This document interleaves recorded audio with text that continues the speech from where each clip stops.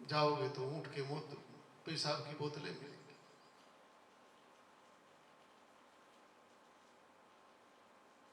गाय जो प्राण लेती है, वायु लेती है, ऑक्सीजन लेती है, और बदले में श्वास के बाद जब प्रश्वास छोड़ती है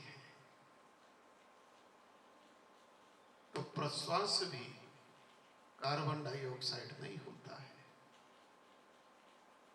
परिष्कृत ऑक्सीजन होती है। परिष्कृत ऑक्सीजन, परिष्कृत। गाय के श्वास और उच्छ्वास में तो विज्ञान भी इस चीज को मानता है कि जो दमे के रोगी हैं उनको चाहिए जहां गाय रहती हो वहां पर वो कुछ दिन रहे, गौओं के बीच में रहे, क्योंकि परिष्कृत ऑक्सीजन उनको मिलेगी तो उनका दमा ठीक हो जाएगा।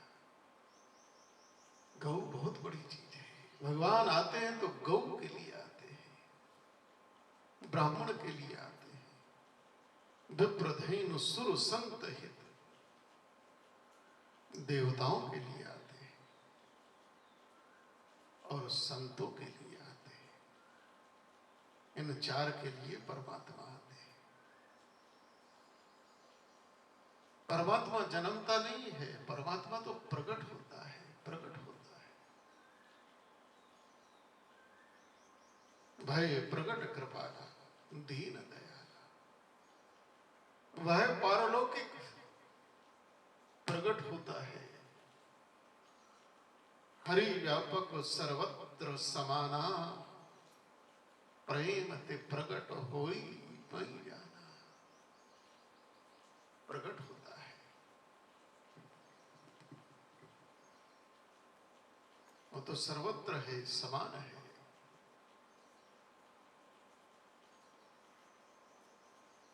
एक बार एक साधु से एक राजा ने प्रश्न किया।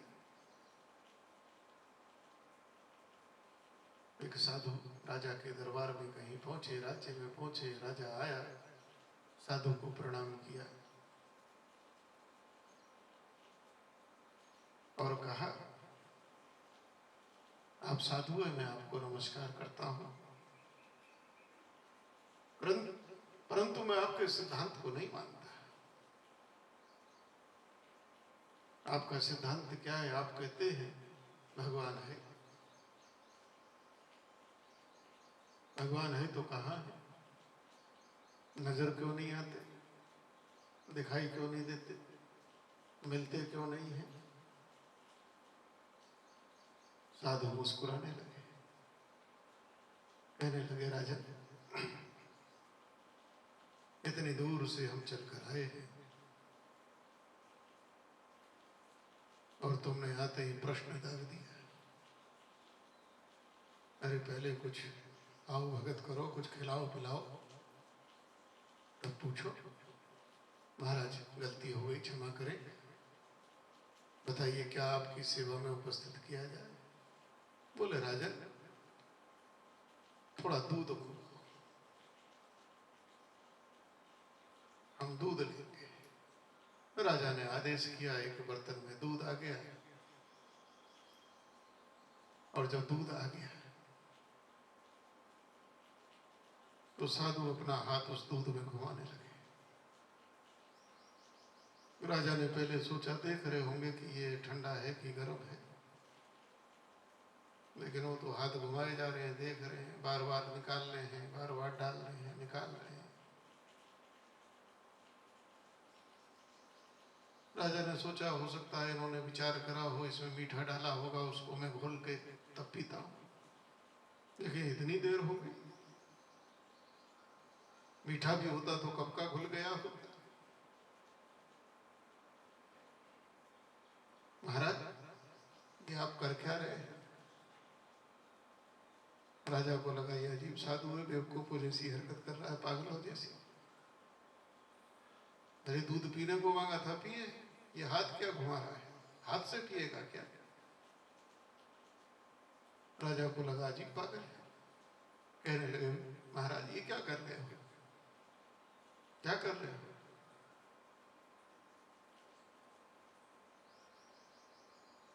साधु मुस्कुराने लगे, कहने लगे, राजन मैंने सुना है, और जो मैंने सुना है क्या सच है? बोले क्या महाराज? बोले मैंने सुना है कि दूध में मक्खन होता है। राजन क्या ये सच बात है? दूध में मक्खन होता है? अब राजा कहने लगा, महाराज ये कौन सी बड़ी बात है, बच्चा बच्चा जानता है दूध में मक्खन होता है, दुनिया जानती है दूध में मक्खन होता है, मक्खन होता ही दूध में, छोटी सी बात। बोले राजन तुम भी मानते हो? बोले महाराज मैं क्या, तो बच्चा बच्चा मानता है, मानता नहीं जानता है कि दूध में मक्खन है। केवल मानने की बात नहीं है, मानना अलग है, जानना अलग है। हम मानते भी हैं और जानते भी हैं कि मक्खन दूध में ही होता है। तो राजन मैं इस दूध में वही मक्खन खोज रहा हूं, वही मक्खन ढूंढ रहा हूं, मक्खन मिल नहीं रहा मेरे को, मक्खन दिख नहीं रहा मेरे को। राजा हंसने लगा, महाराज दूध से मक्खन ऐसे थोड़ी प्रकट होता है, ऐसे थोड़ी निकलता है, उसके लिए तो बहुत कुछ करना पड़ता है, बहुत कुछ करना पड़ता है। महात्मा हंसने लगे, कहने लगे, राजन इस चर अचर विराट में परमात्मा ऐसे ही व्याप्त है और तुम ऐसे ही देखना चाहते हो, बिना साधन किए, बिना भजन किए, बिना जप किए, बिना तप किए, बिना श्रद्धा, बिना विश्वास के।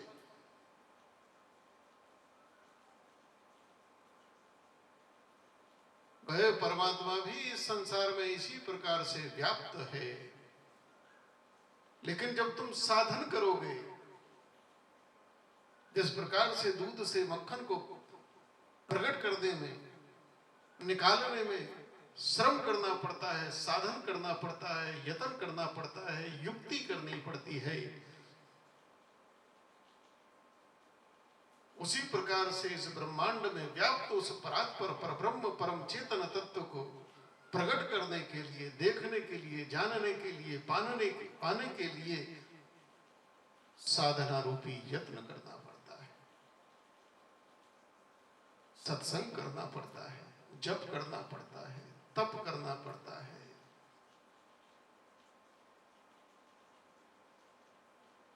बहुत यत्न। हरि व्यापक सर्वत्र समाना, परमात्मा सर्वत्र समान है और व्याप्त है, लेकिन प्रेम ते प्रकट हो ही में जाना।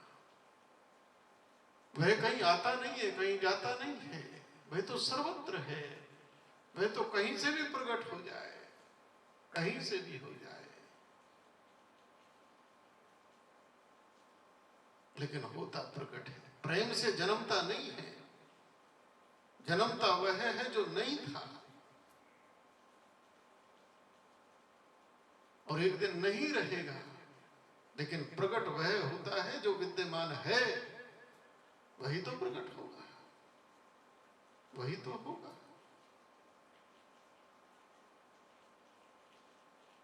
प्रेम ते प्रकट हो ही नहीं जा। मैं इस तत्व की चर्चा में आज प्रारंभ किया था।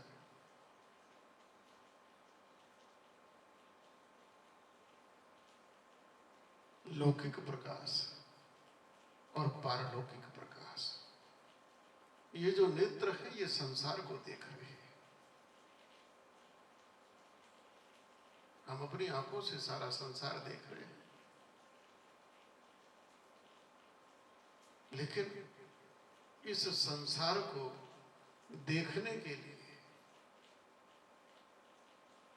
ये जो लौकिक प्रकाश है, अगर बाहर अंधकार ही अंधकार आ जाए, अंधेरा ही अंधेरा हो जाए, तो आंखें देखेंगी क्या? अगर आंखें देखती हुई होती तो अंधेरे में आंख कैसे देखेंगी? अंधेरे में कैसे पता लगेगा कहाँ गड्ढा है, कहाँ पहाड़ है, कहाँ ऊंचा है, कहाँ नीचा है? संसार तो है, लेकिन लौकिक प्रकाश नहीं है। इसलिए लौकिक प्रकाश नहीं है तो लौकिक संसार का भी दर्शन ये आंख रहते भी नहीं कर सकोगे। बाहर लाइट बंद, लेकिन बाहर लाइट है, सूरज है, रोशनी है, मसाल है, लेकिन अंदर का पारलौकिक प्रकाश बंद हो जाए,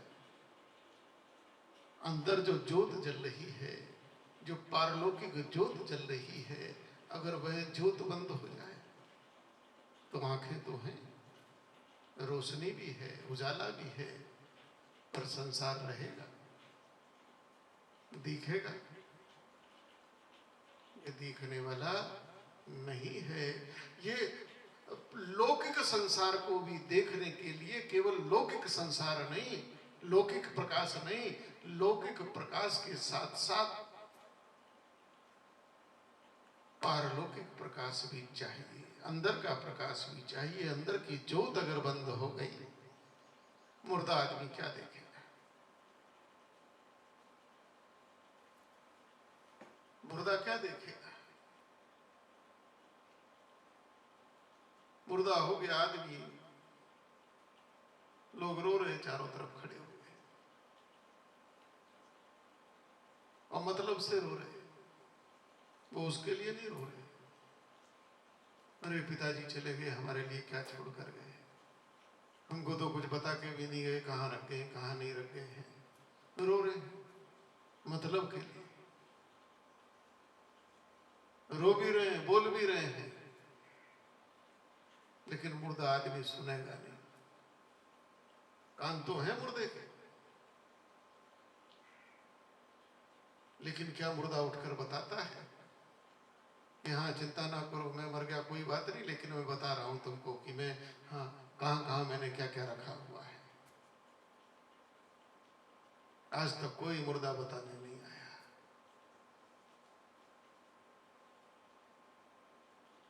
इस लौकिक संसार को भी जानने के लिए, देखने के लिए लौकिक साधन चाहिए, लौकिक साधन चाहिए। और लौकिक साधन क्या है? लौकिक प्रकाश और परम प्रकाश, क्योंकि यह लौकिक प्रकाश प्रकाशित ही परम प्रकाश से हो रहा है। अगर परम प्रकाश नहीं है, पारलौकिक प्रकाश नहीं है, वह परमात्मा तत्व का प्रकाश नहीं है, तो लौकिक प्रकाश प्रकाशित हो ही नहीं सकता, नहीं हो सकता। अंदर की ज्योति अगर बुझ गई तो ये आंख, ये नाक, ये कान, ये सब कुछ बेकार है, सब बेकार है। लेकिन वो जो अंदर की ज्योत है, बाहर का प्रकाश बंद हो गया, बाहर अंधेरा ही अंधेरा है, आंखें बंद कर लो तो अंधेरा ही अंधेरा है, लेकिन अंदर तो ज्योत जल रही है। और जो अंदर ज्योत जल रही है वो क्या दिखाना बंद कर देती है?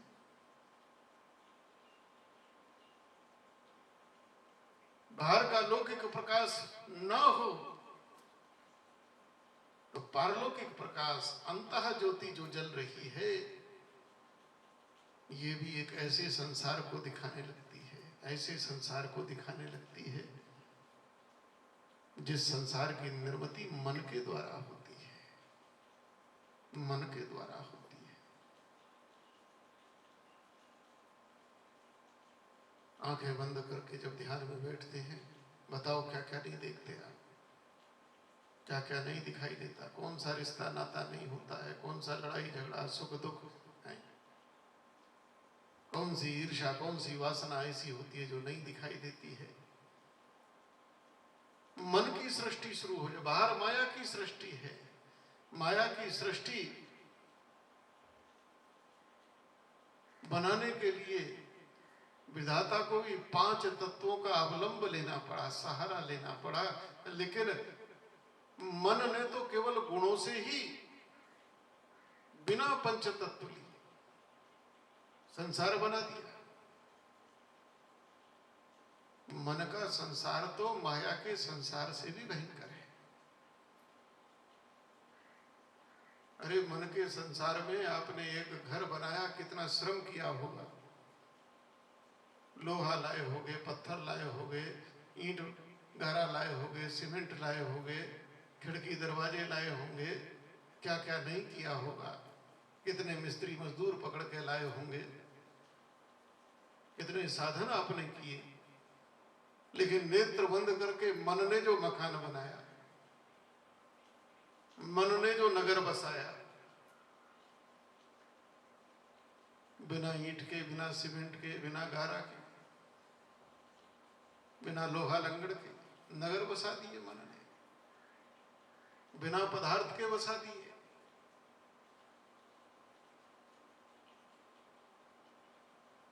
कभी विचार करो इसको।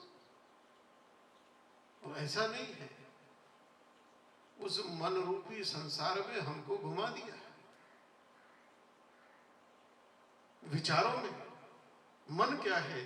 अंदर के विचार ही तो मन है। गुणों से उत्पन्न जो विचार है यही तो मन है।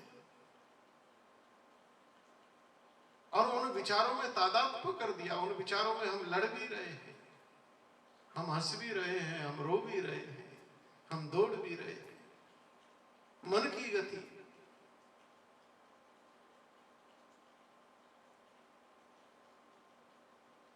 लौकिक संसार में एक जगह से दूसरे जगह तक जाने के लिए समय चाहिए, काल चाहिए।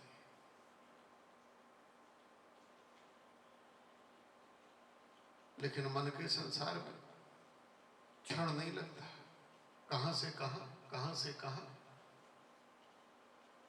मन दुनिया बना देता है और दुनिया का हिस्सा हमें बना देता है।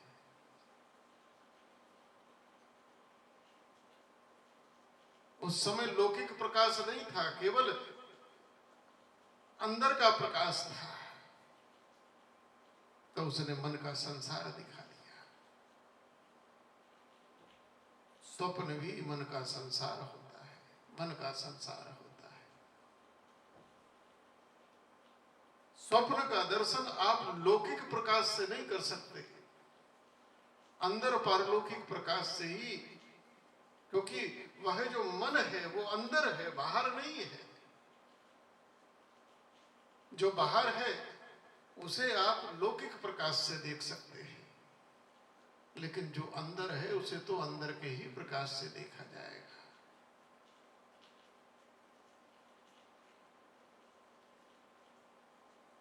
स्वप्न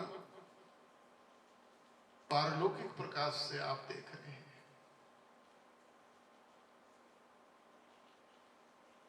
लेकिन जैसे ही आप स्वप्न से बाहर आते हैं और आप लौकिक प्रकाश में आते हैं, तो पारलौकिक प्रकाश की सृष्टि का विसर्जन हो जाता है। जो अभी जिस स्वप्न में आप खोए थे, जिन ख्यालों में आप खोए थे, जिन विचारों में आप डूबे थे, जो स्वप्न में आप देख रहे थे, और जैसे ही आपकी चेतना इस पारलौकिक जगत में आई, इस पारलौकिक जगत से बाहर लौकिक प्रकाश में आई है, वो सब समाप्त है, दिखाई देना बंद। क्योंकि पारलौकिक प्रकाश से आप सूक्ष्म का ही दर्शन कर सकते हो, स्थूल का दर्शन नहीं होगा। स्थूल का दर्शन करने के लिए, पदार्थ का दर्शन करने के लिए लौकिक प्रकाश चाहिए।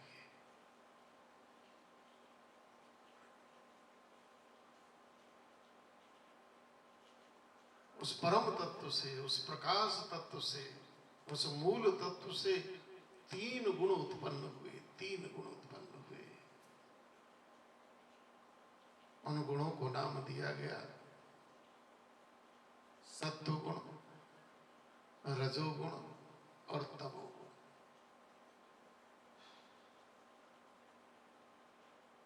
दुनिया की सभी संप्रदायों ने इस चीज को माना है, इसको मान्यता दी है। मैंने पहले ही कहा था कि जहां 5 तत्व सनातन हिंदू संस्कृति ने माने हैं, इस्लाम की दुनिया ने यूरोप